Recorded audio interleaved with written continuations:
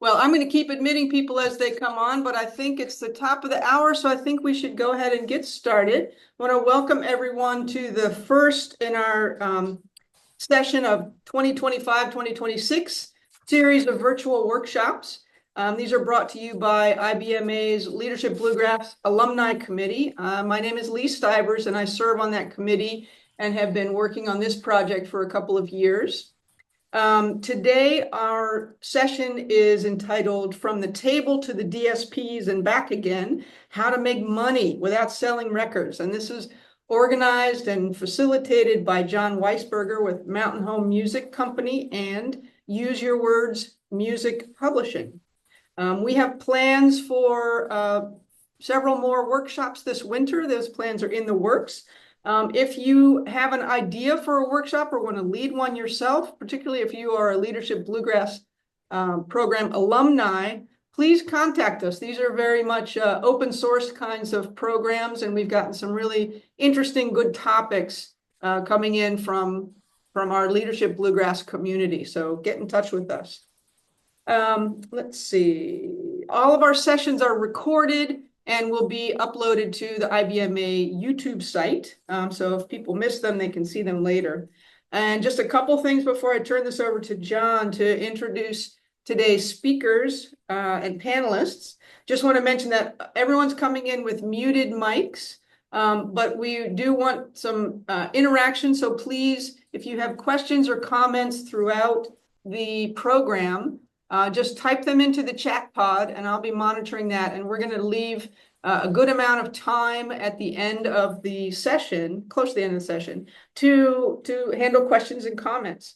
Again, it's usually best to set your viewing screen to speaker so that you get the best viewing experience. Okay, I think that's all I need to say. And right now I'm going to hand it over to John Weisberger. Take it away, John. All right, well, thank you, Lee. I'm John Weisberger. I am an A&R director at Mountain Home Music Company, and actually with Crossroads Label Group. And one of our other folks here got some inquiries, so I need to clarify that I am only one of several folks working on A&R.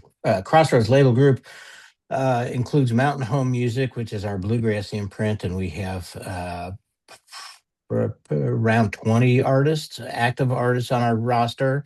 And we also have a couple of Southern gospel imprints with another dozen or so active artists on that roster. So we're looking at making a lot of records, making a lot of recorded music. My panel and back in the winter when we got this idea going, my thought was that it would be helpful for our artists and songwriters to kind of have an overview of where the recorded music industry is today, where the money is to be made, how it gets made, and then kind of circle back and finish up with a look at ways to replace at least in part, the revenues that historically in our business have been made from selling recorded music in physical format at the record table. And I know for me, who started out in the bluegrass world back in the 70s, that was when you went to a record table, that was pretty much what you saw was records, and that's how music was sold. So I have some wonderful panelists who I'm going to introduce briefly, and then I'm going to start off with kind of an overview, and then we'll go through hearing from our other panelists. Aaron Moorman is the senior director of marketing at Syntax Creative, and Syntax Creative is the digital distributor that we work with at Crossroads Label Group, and is the person who is responsible for interfacing with the people at the DSPs. It's a term you're going to hear a lot, the digital service providers, the streaming platforms, and has a lot of insights into how to get your music playlisted, presented, promoted at those DSPs. Audrey Fletcher is a colleague of mine at Crossroads Label Group. She's the director of marketing, and among other areas of expertise, of which she has many, she has been working with our artists to help them understand the tools that are available to artists on these platforms. Either even if you're signed with a label, but especially if you're not, if you're releasing music on your own, these are tools that you can use to promote your music on these platforms. So she's going to talk about that and some other things. And then we're going to kind of close out the initial presentation with Ariel Rosenberg, who is the teaches marketing and manages Sister Sadie, and is also involved in the management and operation of the fabulous Delfest festival up in Cumberland, Maryland, who knows a lot about kind of that back end. I felt like it's important for people to understand not only how revenue from recorded music operates differently than it used to, but also to have some ideas about things that you can do to supplement that at the table cash flow that you get as a performer, particularly when you're out there running up and down the roads, putting on personal appearances, and then trying to supplement what is occasionally maybe not an optimal performance fee with revenue generated on the spot at the merch table. So that's the general outline. Let me start with, as I said, and I see that some folks have been around this industry even longer than I have, but briefly, 50 years, for the past 50 years, or up until maybe 10 years ago, but for most of bluegrass music's history, um, uh, uh, artists sold product at the record table. Um, and what happened in a nutshell in the late 90s and the early part of this century, when piracy, technological developments in digital reproduction of files and in the internet, which allowed you to transmit these digital files all over the place, and devices to play digital files. The result was that there's always been some degree of piracy in our music. People swap tapes and whatnot, but 3 or 4 generations of tapes make the third or fourth generation copies unlistenable, and so there's a limiting effect for piracy's effect on record sales. With the perfection of digital files, which the millionth copy sounds exactly as good as the original copy, and the ability to spread this music around, piracy really took hold in a major way in the late 90s and early 2000s. And one of the results was a near complete collapse in the revenues generated from selling recorded music in physical formats. So the streaming platforms, the DSPs, they're really kind of got up and running 10, 12 years ago in a mass way, and they have helped immeasurably to rebuild the revenue generated by recorded music. But it is still annually, it's about 2/3 of what it was at its peak 25 years ago in real terms. So we're dealing with a shrunken industry overall. And when you look at the global picture for recorded music, 85% of the revenue now comes from streaming, and about 10% comes from physical media sales, and that's vinyl, that's CDs, that's cassettes, that's USB drives. All of that together totals about 10% of the revenue of the market, and that's been stable for years.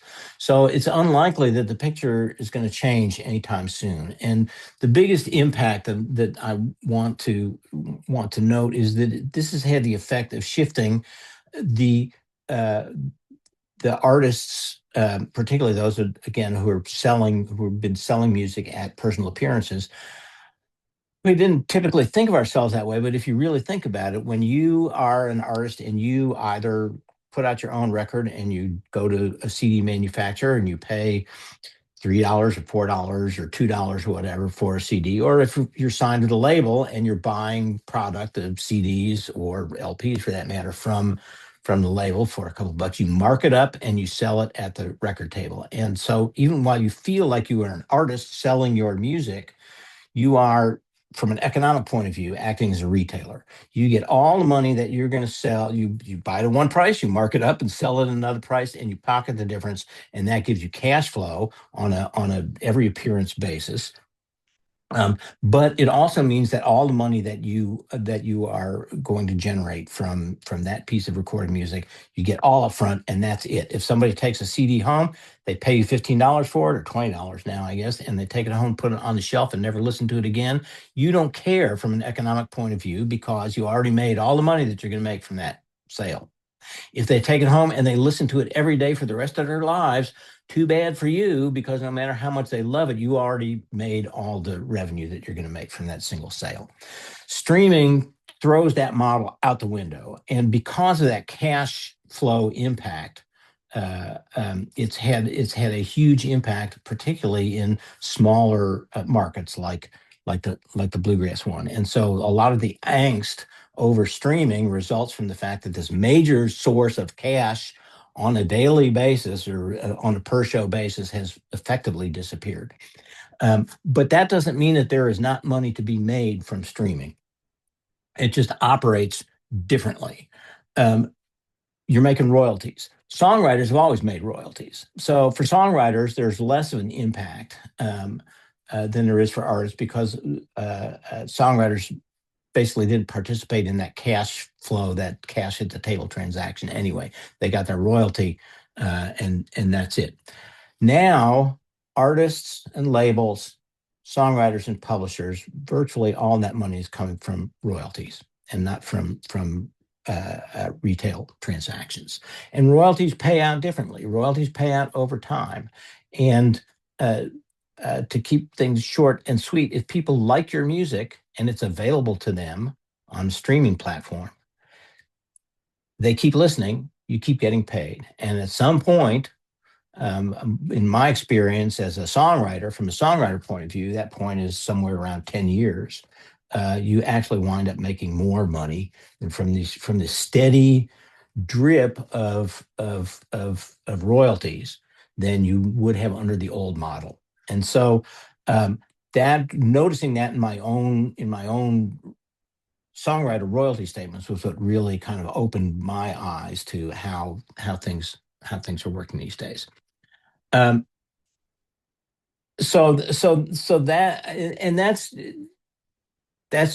is the way that the recorded music world is working now, and it really behooves us to understand how it works and how these royalties get generated. And I'll just say briefly, and then I'm going to turn it over to Aaron.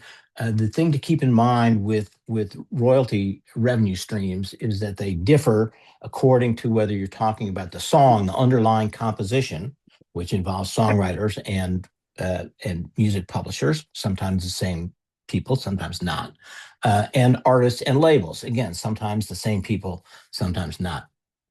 Um, uh, for songwriters and publishers, there are two different royalty streams that you need to pay attention to. One comes to you uh, through your PRO, through BMI or ASCAP or CSAC, and that money comes from, in your statements you can see it broken down. Here's what you get from Spotify. Here's what you get from Apple Music, so on and so forth. And that music, that revenue, like broadcast revenue, is split at the source, right? So you get, if you are a songwriter, you get a check from your PRO that shows streaming royalties. If you are a publisher, you get a check from the PRO that shows streaming royalties. If you publish yourself, you get two checks, but that money is split at the source, right? So some goes to the songwriter, some goes to the publisher.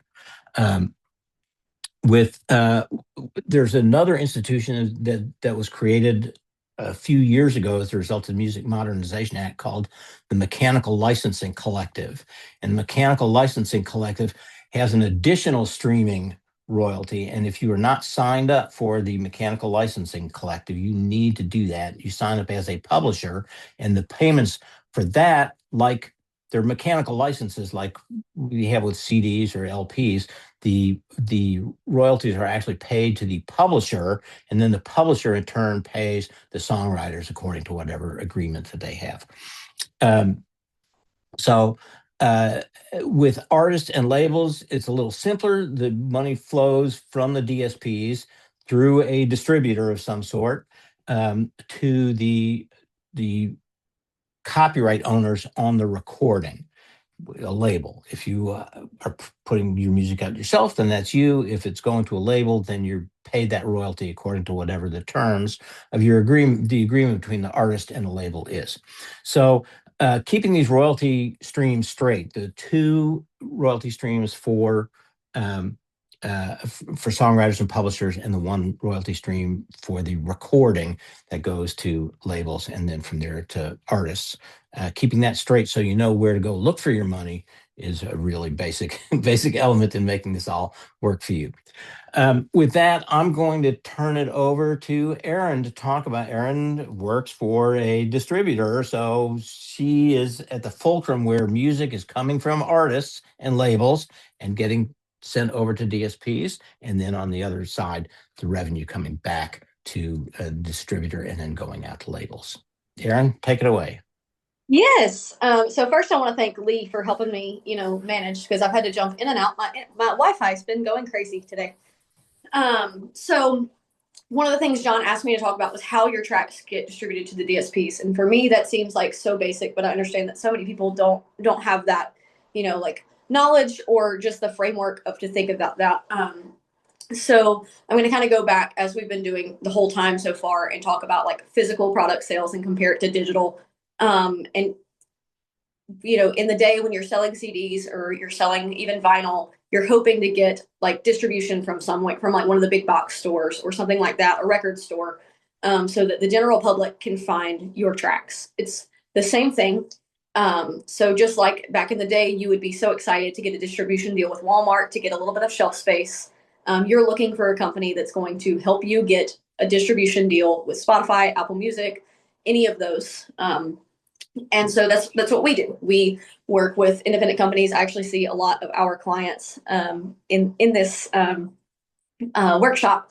So you kind of know how it works, where you're sending us the music and we are communicating with the DSPs and sending them everything they need, from metadata to tracks to participants, all of those things, to get your music on platforms when it's needed.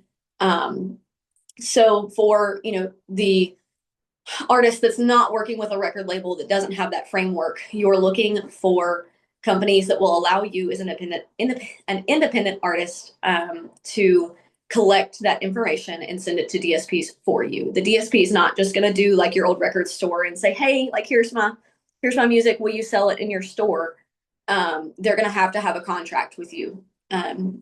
So that looks like some of the companies that are available to just independent artists would be CD Baby, DistroKid, TuneCore, and I'm sure there are some others, but those are the major players. And so for them, you're going to go and you're going to pay them. Most of them are a flat rate and say, hey, here's my $15. Can you put my single up? I think it's more than $15 now, but regardless, I'm going to pay you a flat rate and you're going to put our music on the DSPs, and you're going to collect our royalties from those DSPs for us and pay us as well. So that's kind of how that's going to work from the independent space. If you're working with a label or even artist services, anything like that, they typically already have those deals arranged with a company like us that is doing that on large scales. The next question that John wanted me to talk through was how to get playlisted at DSPs. And I'm so glad he did, because this is my favorite thing. This is what I do every single day. So Audrey later is going to talk about some of the tools like Spotify for Artists that you can use. And within that, there are like pitching tools that you can use. So you're going to basically send them, hey, this is all the information about my song. They're going to listen to your song and they're going to say, okay, we want to playlist it on Newgrass, or we want to playlist it on traditional bluegrass, something like that. The important thing for you as a musician to remember with pitching your music for playlists is that there are, I think the number is like 120,000 songs per week going to distribute or to digital service providers. So they are sifting through 120,000 songs and going, okay, these songs are bluegrass. We need to send them to the bluegrass editor. And even from there, just in the bluegrass alone that I release, there can sometimes be 10 to 15 bluegrass songs in a week. So they're then going through those songs and saying, this is what we want to play, what we want to put on this playlist. This fits the vibe we're going for, this, the quality that we're looking for, and it fits well within this playlist. So we're gonna put it here. But when they're looking at such a vast quantity of songs, you have to do things that make your tracks stand out. So I will commend John for this. He's one of my clients and he writes some of the greatest song narratives. He always gives me every bit of information that I need and he tells me why the song is important. And that's exactly what you need to do. These editors, when they're looking at these songs, and I hate to be a little Debbie Downer about this, but there's simply not enough time in the day for the editors to listen to every song in its entirety that comes to their desk. So if you want your song to be listened to, you have to use what's called a song narrative, which is what, when you're pitching with Spotify, they're going to ask for that song narrative. It's 500 characters or less, about why this song should be special. And in those 500 words, you have to tell them like, hey, this is what's important. This is why you should pick my song over the 15 other bluegrass songs you're listening to today. And that's really what's going to stand out. And that seems so simple on the surface, but it can be really hard to pull out. And so one thing that I'm always encouraging artists to do is to look into like, what made you write the song? If you wrote the song, if it's an old bluegrass like jam classic, why did you pick that song of all of the many bluegrass jam classics that you could have picked? Why that one? Why is that special? Who is playing on it that makes it special? Like something has to stand out about this track or you wouldn't be releasing it. Tell me what those reasons are. And your editors need to know that as well. Another thing that's super helpful is to have like a professional bio, have something written that tells them who you are and why you are different from every other bluegrass artist out there. And then headshots. That's one of the things that I see lacking the most from not just artists in bluegrass, but artists, all around. My rule of thumb is that you need updated press photos and headshots for every project that you're doing. So if you're doing an album and a couple of singles with that, I need new press photos for that whole project. And then the next time I need new press photos. We can't still be using the same press photo we've been using for 20 years. Expect the DSPs to do like, you'll see if you're on Spotify and things like that, they'll put your photo on the cover of the playlist. And that's just like that extra special touch that they can give if they really love your music. And they're not going to give you that if the press photos that you provide are 20 years old and not unique and not on brand for what you're wanting to do. And so all of those little things that you don't think about, you're like, I don't really need to pay for new headshots. Like, yeah, it does help along the lines. It's not the main thing. Obviously, the main thing is the music. But if we want the music heard, we have to play the game. We have to kind of, bend to the will of what the DSPs are asking for. But also, I say that, but I want to encourage you in that I'm personally never expecting you to do that without maintaining artistic integrity. Like I want your music to stay what you are, but there is a level of playing the game that has to happen. So another thing, and Audrey, again, we'll get more into this with the tools that are available, is using all of the tools available. She'll talk about some on Spotify, like Canvas. That seems on the, outside looking in, that seems like something that, again, that do I really have to do that?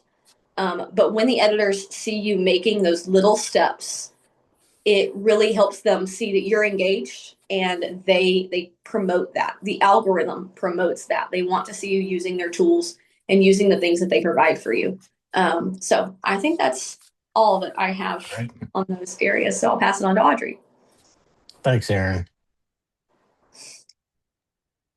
Perfect place to pick up, Audrey. Yeah.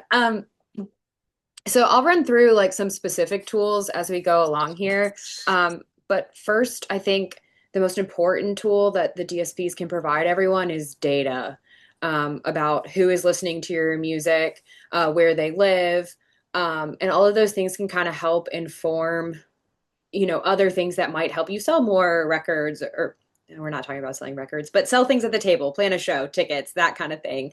Because you can really identify who your fans are, and use that to your advantage. So all of the DSPs offer some way to claim your profile as an artist. And at the very least, you can update those photos and bios that Aaron was talking about.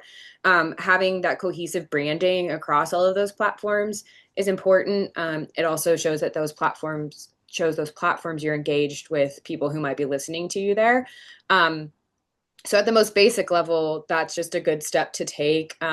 It also kind of helps you control like what people are seeing from you and that branding you want to project to people who are finding your music. So for like title, that's pretty much all you can do there by claiming your profile. Amazon is somewhat similar. They have a few other tools. You are able to link your merch there if you sell it on Amazon. And they also have a tool called Hype Deck, which allows you to create custom shareable social media graphics to share if you want to highlight Amazon. I will say another thing that data can help you provide, like if you find that half your listeners are on Amazon compared to a very small amount somewhere else, you might want to spend your time there versus these other platforms. Because I know that like trying to be everything to everyone while a wonderful goal can be really hard to do.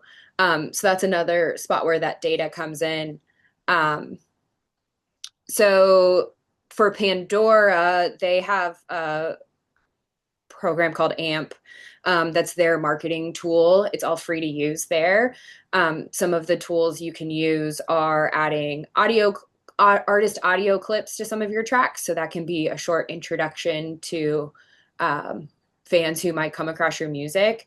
They also offer Pandora Stories, which is basically a curated playlist that you can kind of build out and add audio tracks in between to tell a story.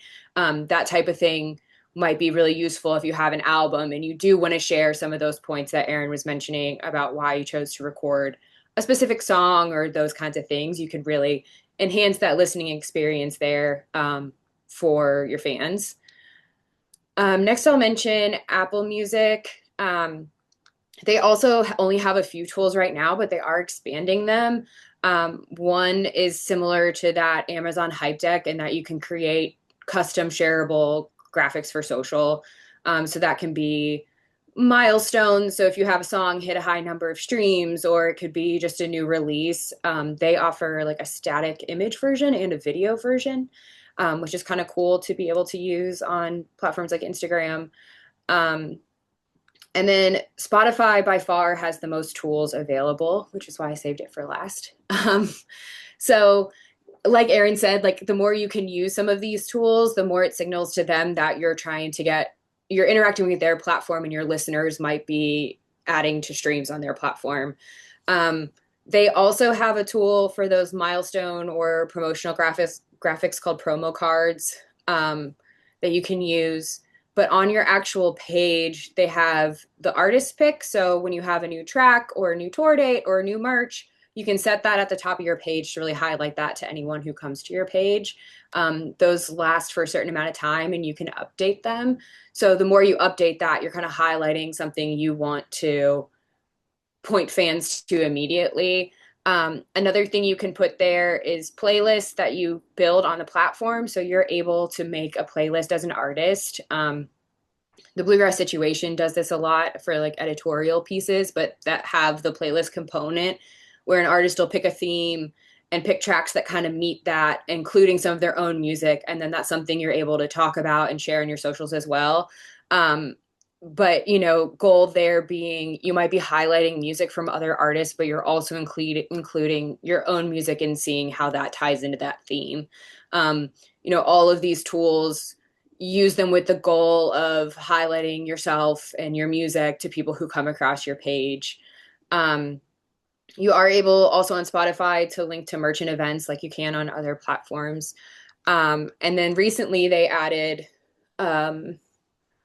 video and visuals options there. So what that looks like is adding like a vertical video clip to a song where you can talk about that track, and then when our fans go to play it, they'll see that clip from you. I think this is a really cool tool because I think a lot of people are already creating very similar types of clips for their other social media platforms. So it's something that you could repurpose here and use, add a little intro to it and put it on your Instagram or on your TikTok or on these other platforms as well outside of the DSPs. Um, the clips piece is also part of, like, right now everyone's sharing Spotify Wrapped. So in the last like 2 months, artists could record clips that were related to thanking fans that have listened to them over the last year. So it's just that another way to kind of engage with people and also kind of let your top listeners feel like you're acknowledging them and saying, hey, thanks for listening to me, or they're getting something extra out of listening to you on that platform. Aaron also mentioned Canvas, which is another visual option. That's that looping video that plays, silent video that plays behind a track when you listen. And then Spotify also is the only one right now that offers paid advertisement campaigns within the platform. There's two versions of these. One is Marquee, and it's specifically for new releases. So it sets up a pop-up ad for targeted based on different parameters you select to promote a new release. And then there's also Showcase, which can be used to promote catalog releases.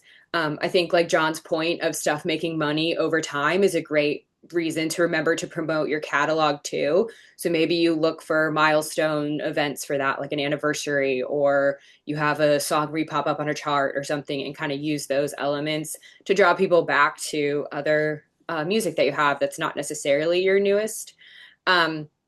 Showcase shows up when somebody opens the app. It's in a banner position, so it's not quite as prominent as the marquee, but it is still a highlighted placement for your music. I'll briefly talk about some of the targeting options there before passing this off. But Spotify has added new targeting options recently with these. What those look like is that when you set up one of these ads, you're able to target. There's options to target people who used to listen to your music but haven't in the last 6 months, or people who are your top listeners, or somewhere in between. So you're really able to kind of experiment and engage with different selections there that might re-engage old listeners that haven't, reactivate them to your catalog and bring them back to your page, or really continue to push your music to people who are already interacting with it a lot. And I think, like, how those go can also give you, back to that data point, a lot of information about who your listeners are and what might activate them to keep streaming on the platform. So you're able to kind of do that and, like, track what happens, optimize it for another try at something else, and just kind of use those tools to see what might be working and what might encourage people to listen to your music across them. So I will mention, I know that's a lot really quickly. All of these streaming platforms have really good guides online available on how to use all these tools. They're very, like, step-by-step, straight through how to do it. They're easy to find. And especially once you claim all your profiles, logging into those, the guides are embedded in the Spotify for Artists, for example. When you get to a tool, it's like, how do you use this? And it'll take you to that page.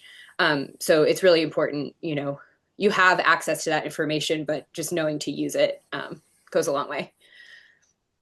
It's there. Great. Thank you, Audrey. Yeah. Ariel. So we'll circle back now to helping to solve the cash flow problem. I mean, that's really the way that I think a lot of people look at it is if people are not buying CDs at the record table, then we're going to be sleeping in the car instead of in a hotel. Or I mean, so and this is kind of your wheelhouse as far as what the strategies are that can replace that revenue or enhance it.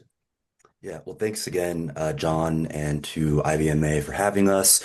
I am disappointed in Audrey, Aaron, and John But I have to say that 2024 was the best class ever. None of you guys have been demoted. So it's interesting because I sit in a world that overlaps both recorded music and the live experience. And there's a whole world that exists between turning your active or even passive listeners into ticket buyers and ticket buyers into active or passive listeners.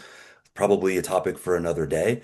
But as we're moving, it's unique because we're one of the only industries at large in live entertainment that can live as much in the digital space as we do in the live space, right? We're going and seeing music 8 nights a week if we can, and we're listening to all that music in real time through our DSP of choice. And so, what John's asked me to talk about is taking that digital experience and turning it back into um, the live experience, so to speak, right? We go to an event, we go to a concert, we go to a performance, and with physical stabilizing, the question becomes, does the live experience as a whole become a reliable revenue stream for artists, right? And so I think we have to ask ourselves, what else can we do to offer fans that they actually want to buy, right? And more often than not, we're going to find that it's not another format, but identity and story, right? As John mentioned, I do teach a marketing class, and I had a student present a project last night, and he told me that his objective of his presentation was to break even. And I said, buddy, this is the music business. Our goal is to make money, right? And so fans are going to buy things that make them feel connected. Liz Irving, Billy String's marketing person, once told me that the piece of merch that they sell becomes a walking billboard, right? Merch is no longer just a t-shirt. It's a small piece of the artist that we as fans get to bring home. So the challenge again is thinking beyond the old model and leaning into products that are higher margin, lower risk, and even better if it's rooted in your narrative, right? Whether you're a solo artist or a band or whatever the case may be. So I'll give you some examples of some higher margin alternatives to the physical format. Um, excuse me, an element of connectivity is always going to be art or lyric prints that can be signed or unsigned, right? If you have like sitting right here above my desk, I have a signed poster, and it's one of those things that it remains a timeless piece of my collection. And fans generally like that kind of thing, especially if there's a degree of scarcity around it. Songwriting notebooks or journals, download cards, right? If we're talking about straddling physical, like actually physically being there, and the digital space. Something we explored with a client of mine was creating a it didn't unfortunately come to fruition, but was creating a digital experience that was accessible via QR code. So you buy the physical format, you tap the QR code, and suddenly you're exposed to an entirely new and imaginative digital experience where there's content and demos and commentary and live versions and things like that. Stickers, pins, and patches, those are easy impulse buys. And then stage used items, of course, right? Everyone likes to flick the pic after the show. But if you drop a little signature on it after the fact, it becomes a $5 piece of merch, let's say, for instance, right? And so the important thing here is that none of these require pressing plants, long lead times, or big cash outlays. In many cases, these can be done on demand with the goal of, again, extracting that emotional element out of your fan. The next two things that I have jotted down um, kind of live in my mind together, which are experience-based products and location or tour-specific items. I'll give you a great example. I had a former client who had an album that came out just after COVID. It was a little raunchy for bluegrass, all things considered, I think, right, John? And we had an opportunity given the time of year. The album was released. We had a period of time before the Red Rocks appearance here in Denver. And so I approached a ski resort locally here in Colorado about doing a takeover. It ultimately cost us nothing. We just showed up. Four of the five band members were there. It was a free event. We had, several thousand people there, and it was an opportunity to move physical merch. We brought in some phenomenal partners to turn that location specific, album specific experience into something that truly was dominant, and it played directly into ticket sales for the show that we were promoting, which was, of course, the Red Rocks thing. So, you know, going down to brass tacks, things like Polaroids or quick photo add-ons, handwritten lyric sheets, tour tokens are another really great thing. Where these items turn the merch table into more of part of the show experience and not just a store, right? It's easy to say, hey, would you like a sticker at checkout, right? What are they going to say? No, it's another $3 in the pocket. Um, Thinking specifically about location and tour specific, of course, city specific art and posters and ad mat and graphics, all that kind of thing, all of those kinds of things that can be turned into soft goods like t-shirts and so on and so forth. Seasonal or limited run products, I'm chomping at the bit. I've got a couple that we're going to drop today for Sister Sadie that are very seasonal in nature. So I'm really excited about them. The team did a great job putting that together. And then something I really always like to do, and I always like to challenge my team on, is to think locally, right? Who are the local breweries? Who are the local outfitters? Who are the local coffee makers, and so on and so forth? That can turn a beer into something that has an element of your branding in it, right? And then all of that is negotiable. So if it has your branding, suddenly you're taking 50% of the beer sales because it has your branding. A couple other things until before I wrap up. Bundling also has tremendously high value, right? So things like offering a tote, a sticker, and a signed postcard, things that cost I mean, I don't want to say nothing, but things that are generally pretty affordable to create, you can put a price tag on those things just because they come together. Tour box bundles and things like that. It turns a $10 buyer into a $40 buyer. It's super, super easy. I was at a show. A quick example, I was at a show in New York. It was the opening night of a huge tour at an arena, and I had never seen this before. The merch lines were it was New York, right? It was bumper to bumper. But one of the things that they were offering as you walked into the building was a small business card sized piece of paper with a QR code so that you can order show merch through your phone, whether that's available to pick up on site or whether it comes to your home. I think you probably have that option. But again, if you give fans the flexibility, certainly at the festival level of being able to order through their device, I think that that will also generate a little bit of an increase in revenue. Um, I wish Danny was here to talk about this, but table layout matters a lot. The band spends a lot of time, a lot of psychology in how they set their booth up, their table up at their shows. They almost always, all six, for instance, go after their set to meet with their fans, to take photos. Um, I would consult them to, consider putting a price tag on it, but it's a very, very nice thing to offer your fans, right? And again, if you're there, it's the kind of thing where, all right, cool, I don't want my t-shirt signed, but if I buy the Frisbee and have the band sign it, I can hang it on my wall and it becomes a part of my day-to-day experience too, right?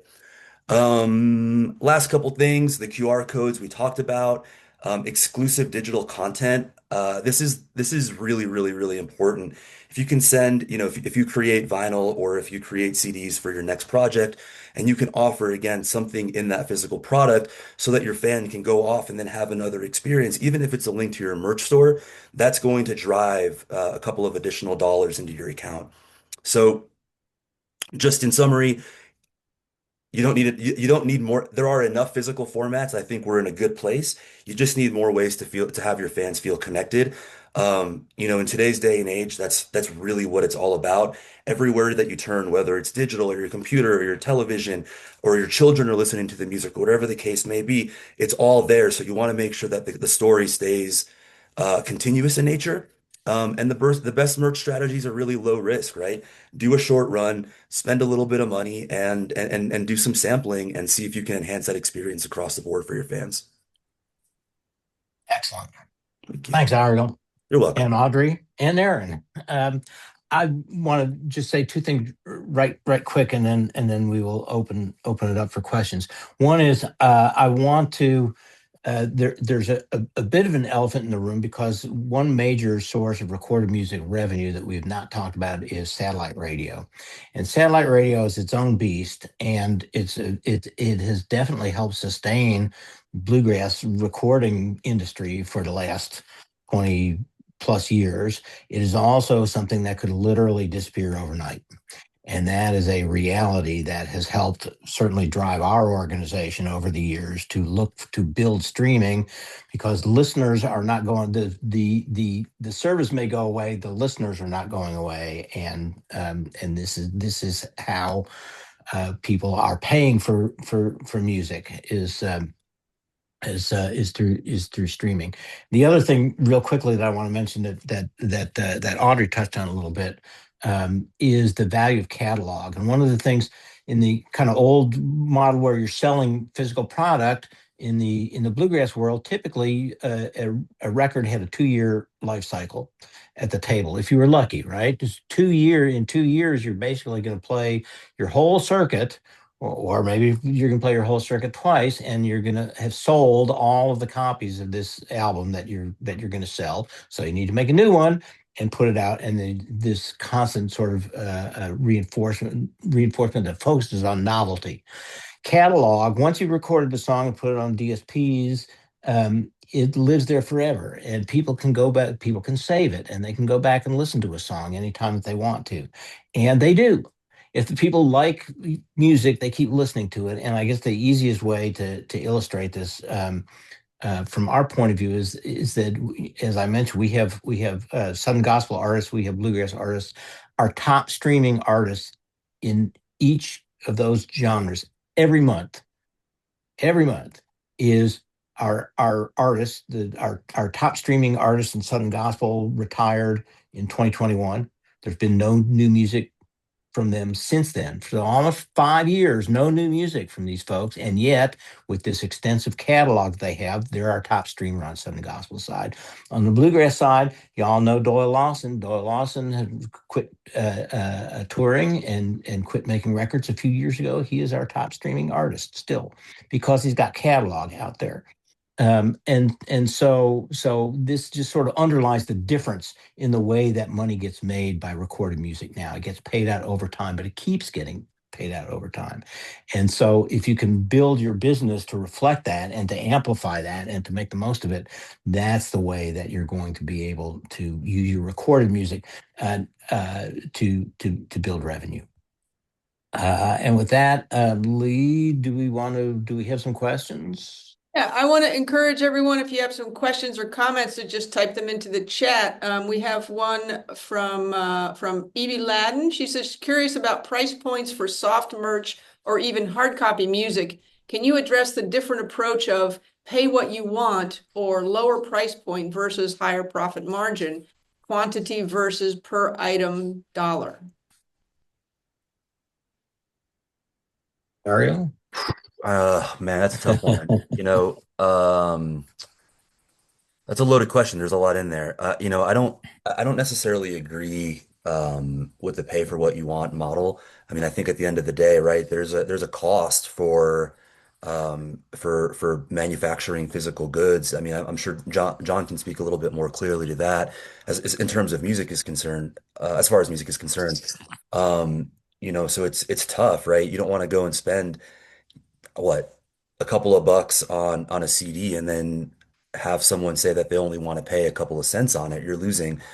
Again, I think with the nature of physical, it's better to take the risk on soft goods, right? On doing just to give you an example, I don't carry overhead on Sister Sadie. I carry they only take what they need on the road, and we otherwise run an on-demand online store so that we can be a little bit more creative, test different things, do short runs and things like that. And again, it's just kind of risk reward, right? You don't want things sitting at the warehouse when you have the option of fulfilling on demand, so to speak. I hope that answers. Sure, give it a start. I'll just add with respect to physical media for hard copies of music, what we're seeing artists move to increasingly, which makes most sense to me, is there's the allure of a lowered unit cost from buying in quantity is a strong one, but you have to think, particularly if you're talking about high cost items like vinyl, you're tying up thousands of dollars in something that's going to sell. like to say for our artists, think of it this way.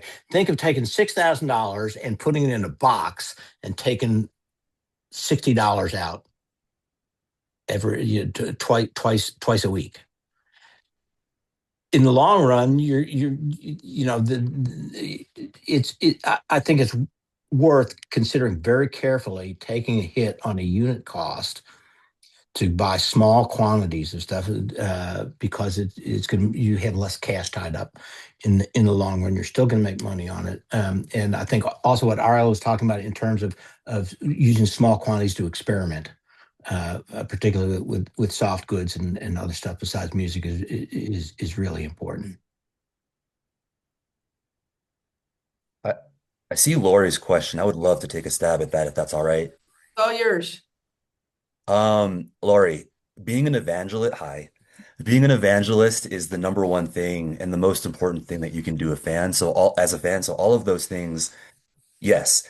Now, the rest of it falls on the artist, right? If their desire is to grow, they're thinking about content, they're thinking about go to market, they're thinking about product, they're thinking about writing, they're thinking about recording, they're thinking about engagement, and the list goes on and on and on. I teach 15 weeks on this exact topic. And so I think as fans, there comes a point in time, as much as I hate to admit it, where we have to throw our hands up in the air and say, I just can't do anything else until you, the artist, give me something or give us something as a fan base that re-energizes us, that revitalizes us, and that makes us want to go out and do exactly all of the things that you said. And so thank you. But for the artists out there, I think in large part it falls on you guys. I'll add to that a bit. I think too, like like Ariel mentioned with having merch that you can take home after the fact, like so many of these things are based around creating an experience for your fan. And I think a lot of growth happens when you continue to create that experience when they're not with you. So you see a lot of growth on social media with groups that are able to figure out ways to engage their fans with content that's not always an ask and is more often not an ask, but is these behind the scenes elements, right? So like them backstage or them on the bus or, whatever that looks like. So that gives people a reason to follow you and engage with you. That's not just, hey, my new song's out, go listen to it. If you create these other pieces that really keep people there in your space, then when you do have those asks, like they're more likely to do them probably, because they feel like they're getting something out of following you. I think, in those digital spaces, like consistency in posting is more important than your quantity of it. So I think it's easy for artists to post a lot around an album release and then disappear for 6 months. And so I always tell our artists, like, I'd rather you post twice a week for all eternity than 5 times a week for 3 weeks and then go away. Um, Algorithmically, if you think about all the content that's being created online all the time, if you're not filling that space, your fans are looking at something else, and engaging with those other things. And then the algorithm's not going to show them what you are doing when you come back. So I think, it's hard to do all of that. And it can feel very daunting too. But I think, it goes back to that experience that you're providing for people who do like your music, and follow you. I put this in the chat, I'll mention it. A tool I forgot to mention on Apple Music is they offer a set list playlist tool. So you're able to create a playlist there that is whatever you're playing on tour, and you can brand it as such. So if someone does buy a ticket to your show or you're on a festival and they're not sure who you are, I do this. I will go to that page and look at that set list and kind of listen to get used to that type of music. Or if someone has seen your show, they can go listen to that to kind of relive the experience. So again, it's another tool that kind of gets at that experiential thing for fans outside of just being at your show. So I have a kind of a follow-up question maybe to this, and that is, what's maybe a little bit different for fans of bluegrass is that a lot of us are pickers and singers ourselves. We may not be that good, but we think we are. And so are there some opportunities there to connect with those fans, or are they already connected pretty well and you're looking for growth elsewhere? I mean, I think like Unless you have something. Oh, go ahead, Aaron. So I think that kind of ties into where Audrey was headed with the digital conversation of creating online communities and spaces. And so the first thing that came to my mind was that YouTube has YouTube communities. And I don't think we've talked about YouTube at all through this entire session. But an artist can create what's called an official artist profile that allows you to basically build out this community online. And so with that comes it's like posting boards where you can talk to that artist directly online. And I mean, bluegrass, it's a little different because it is such a small, tight-knit community that you probably can just pick up the phone and call your favorite artist and talk to them if you want to. But as Ariel has said here in the comments, that YouTube equals money.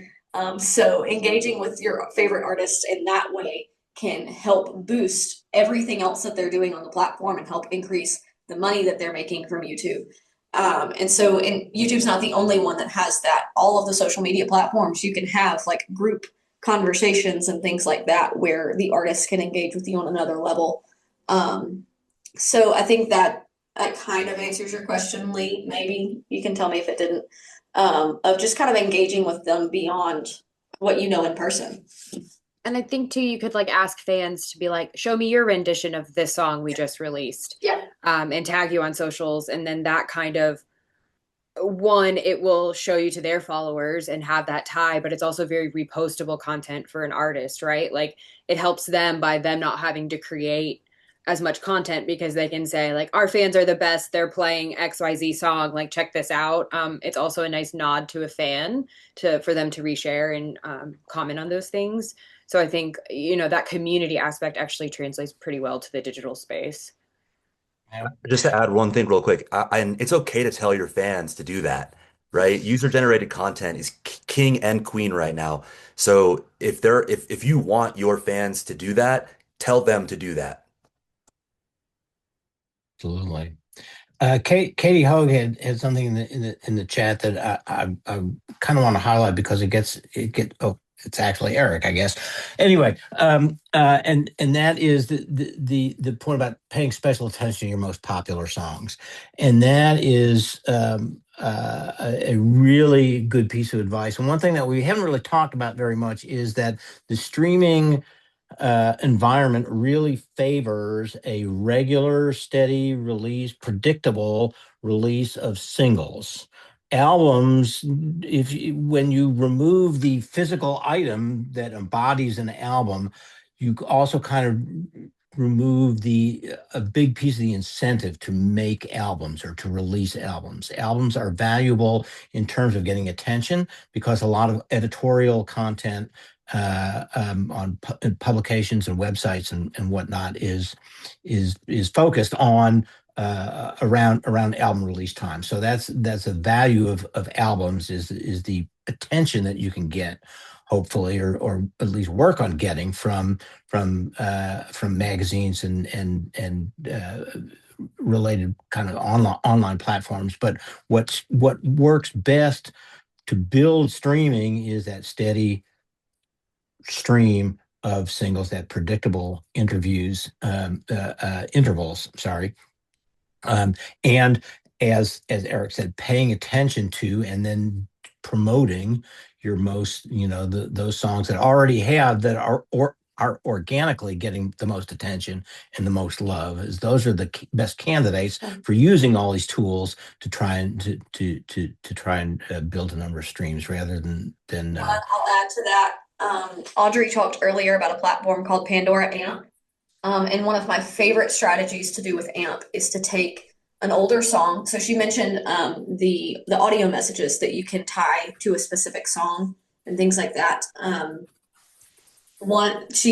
don't remember if she mentioned or not that they have this thing called featured tracks, which is where you can select one song of your catalog to run on a 2-month campaign where it is favored in the algorithm over other songs. It's completely free, but you can only do one song at a time. And one of my favorite things to do is to take a high performing song and put it as a featured track if it's eligible, and then do an audio whatever you call them, artist audio message that links the two songs. So it's going to say every time, I can set it where every time this high performing song plays, the artist audio comes on and says, hey, thanks for listening to song A. Why don't you listen to my new song that came out last week at this link? And so you're pushing that prior catalog success into new releases, and it can be really, really successful if it's done right. And obviously Pandora is the only one that has that capability right now, but the goal is to look for ways that you can do that and use that old success to push towards new releases in every capacity that you have.